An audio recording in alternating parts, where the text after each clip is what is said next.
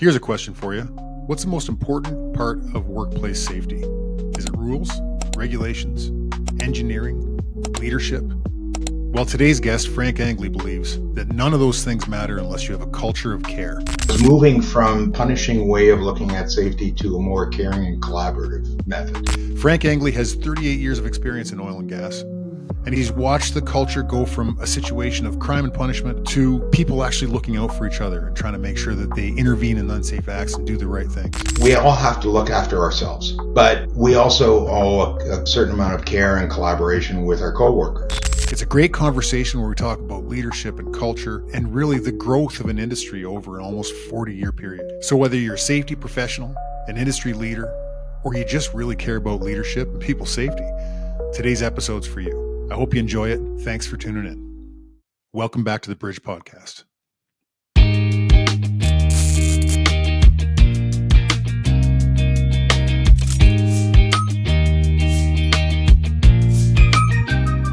Safety is the primary thing. Now, the depth of safety companies have really goes to being extremely very conscious and very concerning about it. And I was fortunate to be able to work with one, whereas others may, shall we say, placate it. But I've been very fortunate that I've worked for a number of companies that safety was predominant and also allowed us to do things a little different to get that safety aspect across to people.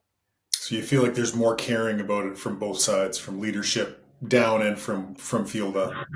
There is. It's just how some organizations go about it. It's in the DNA of some organizations to be more dictative than to be collaborative, and that varies across the organization. I think the industry is changing. I think people's experiences are changing, and they're more better understanding.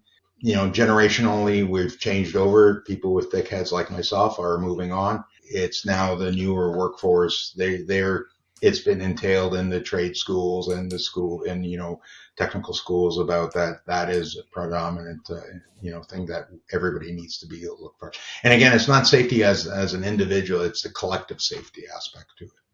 Okay, expand on that. So the issue is that we all have to look after ourselves, but we also owe a certain amount of care and collaboration with our coworkers, because the reality is that no one's perfect. We're all going to make mistakes. One of the things you have to create a work atmosphere where if I point out to you, you're not wearing your earplugs or you're not properly tied off, you don't take offense to it, that I'm trying to antagonize you. I'm there because I care and I want to make sure that you've got it. And if you mutually work together that way, then you can pick up on all the things that could occur. And looking after the small things is, just as important as the big things. Because if you collectively look at the small things, the big things tend to get taken care of. And again, it was an analogy I used. If you remember, there was a rock band at one time that used to have the, M&M's bowl. Yes. That, you have to have the brown ones picked out. And you wonder and sit there and say, man, those rock stars are nuts. Well, no, it wasn't the rock stars who created that request. It was the road manager. From the legend, or the way the story goes, is that, any type of these contracts they put together and they went to a venue, there was a lot of things to be prepared. And the last thing he had on that contract to be prepared was a bowl of M&Ms with the brown ones picked out.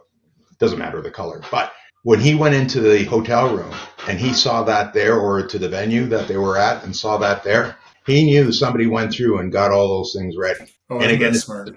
Right? And so that was his leading indicator on how to ensure that the things that they needed to be successful. So you think about it when we are out in the field and we bug people and sit there, you're not wearing your ear protection or you may be missing your gloves. The reason why we're doing that is a similar thing. So if you're taking care of the small things, the big things tend to get taken care of, right? Yeah. Or if we do observations in the field, it's making sure that if the small things are being taken care of, likely, and the correlation's fairly consistent, is the big things are being addressed. Because you're not letting things slide. So that issue around, well, you didn't have your gloves, somebody called you out on it, but the aspect that maybe I'll just reach over and not tie myself off just to get this tool this one time, now you start creating that culture where it's that expectation. Then the other one is in terms of, making sure that you're looking after your folks. It's a two-way street. We as, in terms of clients or management, we tend to sit there and say what we want, but not necessarily follow up on what may be requested. So, and a big lesson I learned, and again, this is everybody uses safety cards, right?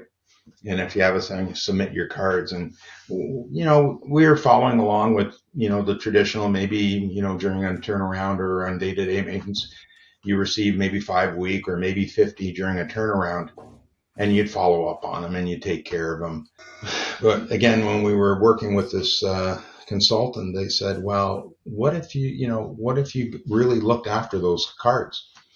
And so we put the challenge out and said, well, if you give us our safety card, we're going to get back to you with an answer in 24 hours.